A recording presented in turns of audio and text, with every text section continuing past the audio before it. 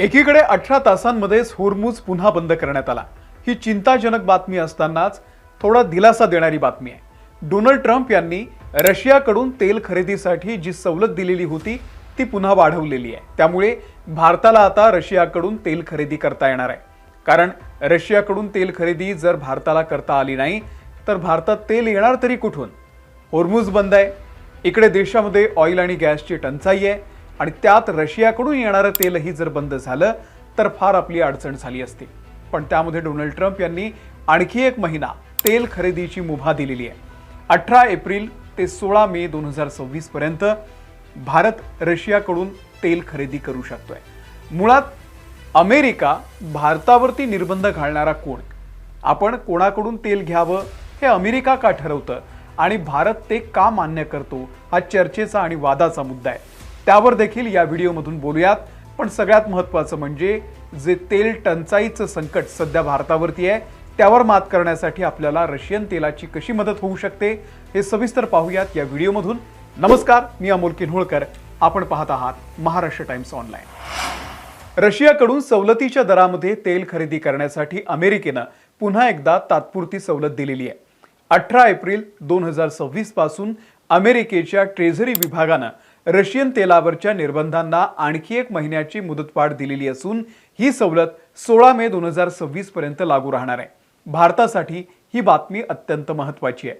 Iran आणि इस्रायलमधील संघर्षामुळे होर्मुझची सामुद्रधुनी वारंवार बंद केली जाते। त्यामुळे जागतिक तेल पुरवठ्यामध्ये अडथळे निर्माण होत आहेत। अशा काळामध्ये रशियाकडून मिळणारं तेल भारताची एनर्जीची गरज पूर्ण करण्यासाठी लाईफलाईन ठरणार आहे। रशिया भारताला जागतिक बाजारभावापेक्षा सवलतीच्या दरामध्ये तेल देतोय।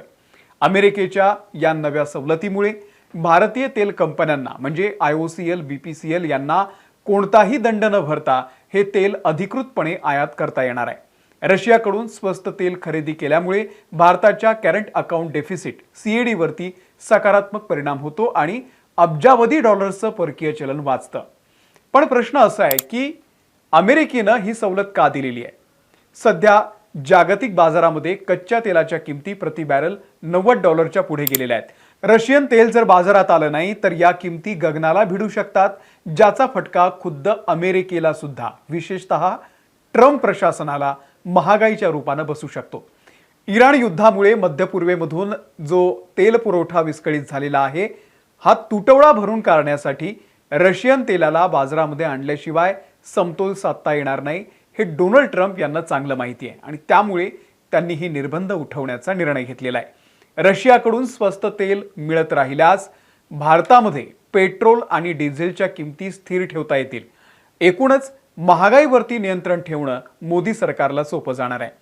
इराण अमेरिका संघर्ष सुरू झाल्यापासून रशिया आता भारताचा सर्वात मोठा तेल पुरवठादार बनलेला आहे। या नव्या सवलतीमुळे दोन्ही देशांमधील व्यापारी संबंध अधिक दृढ होतील। आपले आणि रशियाचे आधीच संबंध खूप चांगले आहेत, पण आर्थिक लाभ जर दोन्ही देशांना होत असेल तर संबंध अधिक चांगले राहतात। बरं, भारत एकाच वेळी रशियाकडून तेल खरेदी करतोय आणि अमेरिकेशी व्यापारी करार सुद्धा करतोय। त्यामुळे आपण तटस्थ राहूनही या संघर्षामध्ये समतोल साधतोय हे महत्त्वाचं आहे। ही नवी सवलत जी आहे ती प्रामुख्यानं 17 एप्रिल 2026 पासून जहाजांवरती लोड झालेल्या आणि समुद्रात असलेल्या तेलासाठीच मर्यादित आहे। ही सवलत फक्त 16 मे पर्यंत, एक महिन्याची आहे। त्यानंतर अमेरिका पुन्हा कडक निर्बंध लादण्याची शक्यता असल्यानं भारताला एक दीर्घकालीन पर्यायाचा विचार करावा लागेल। पण सध्याच्या या कठीण काळामध्ये भारताला आपली अर्थव्यवस्था सावरण्यासाठी मोठी मदत होणार आहे। पण आता दुसरा प्रश्न जो सातत्यानं चर्चेला जातो, कमेंटमध्ये लोक सारखे बोलत असतात की भारत हा सार्वभौम देश आहे, आपण काय कोणाचे गुलाम नाही आहोत। पण मग डोनाल्ड ट्रम्प का ठरवत आहेत की भारतानं कोणाकडून तेल घ्यायचे, कोणाकडून घेऊ नये, आणि त्यांनी ठरवल्यानंतर भारत सरकार ते का ऐकतंय? तसं बघितलं तर तांत्रिकदृष्ट्या भारताला कोणाच्याही परवानगीची गरज नाही, पण जिओपॉलिटिक्स एवढं सरळ सोपं नसतं। आर्थिक गुंतागुंतीमुळे भारताला अमेरिकेच्या निर्बंधांचा, सँक्शन्सचा विचार करावा लागतो। तर यामागची नेमकी कारणं काय आहेत? भारताची नेमकी काय मजबुरी आहे? काही लोकांसाठी ही मजबुरी आहे, तर त्याची काही महत्त्वाची 5 कारणं आहेत। पहिलं आहे बँकिंग यंत्रणा। आंतरराष्ट्रीय स्तरावरती तेलाचा व्यापार प्रामुख्यानं अमेरिकन डॉलरमध्ये होतो। जागतिक बँकिंग व्यवहारांसाठी वापरली जाणारी स्विफ्ट ही प्रणाली अमेरिकेच्या प्रभावाखाली आहे। जर अमेरिकेनं रशियावरती कडक निर्बंध लादले तर रशियाला पैसे देणाऱ्या कोणत्याही बँकेवरती अमेरिका बंदी घालू शकते। अशा परिस्थितीमध्ये भारतीय बँकांचं आंतरराष्ट्रीय व्यवहार ठप्प होऊ शकतात। दुसरं कारण आहे सेकंडरी सँक्शन लागण्याची भीती। अमेरिकेचे निर्बंध दोन प्रकारचे असतात। रशियावरती लादलेले निर्बंध हे प्रायमरी आहेत, परंतु जो देश रशियाशी व्यापार करेल त्यावरही निर्बंध लादणं याला सेकंडरी सँक्शन्स म्हणतात। जर भारतानं अमेरिकेच्या नियमांकडे पूर्णपणे दुर्लक्ष केलं तर अमेरिका भारतीय कंपन्यांना त्यांच्या बाजारपेठेमध्ये व्यापार करण्यास मनाई करू शकते किंवा अमेरिकन टेक्नॉलॉजी मिळण्यावरती सुद्धा बंदी घालू शकते। तिसरं कारण आहे प्राइस कॅपचं धोरण। G7 देशांनी आणि अमेरिकेनं रशियन तेलावरती $60 प्रति बॅरलची मर्यादा म्हणजेच प्राइस कॅप घातलेली होती।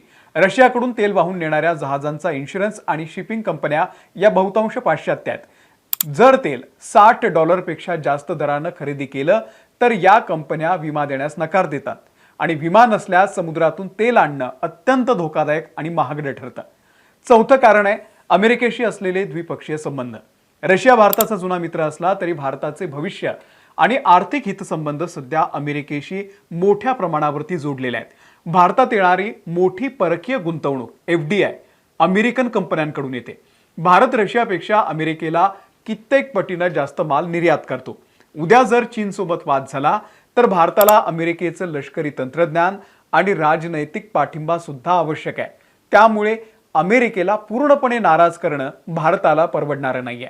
पाचवं आणि शेवटचं कारण आहे भारतानं स्वीकारलेला मध्यम मार्ग। भारत ही मजबुरी नसून संधी म्हणून याकडे पाहतोय।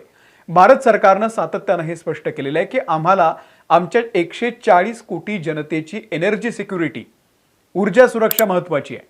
भारत रशियाकडून तेल खरेदी करताना रुबल पेमेंट यंत्रणा किंवा इतर चलनांचा वापर करून अमेरिकन डॉलरवरचं जे अवलंबित्व आहे ते कमी करण्याचा प्रयत्न करतोय। त्यामुळे जागतिक संकटामध्ये याला मजबुरी न समजता सध्या शांत राहून मिळालेल्या संधीचा फायदा घेणं भारताला जास्त महत्त्वाचं वाटतं।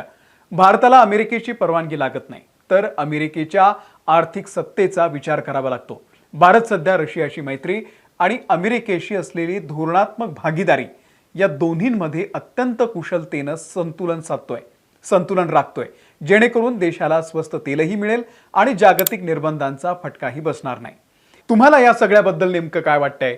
तुमचं मत अगदी सविस्तर कमेंटमध्ये नक्की सांगा। या व्हिडिओमध्ये इथेच थांबतोय। आमच्या महाराष्ट्र टाइम्सच्या YouTube चॅनलला जर तुम्ही सबस्क्राइब केलेलं नसेल, सबस्क्राइब करा।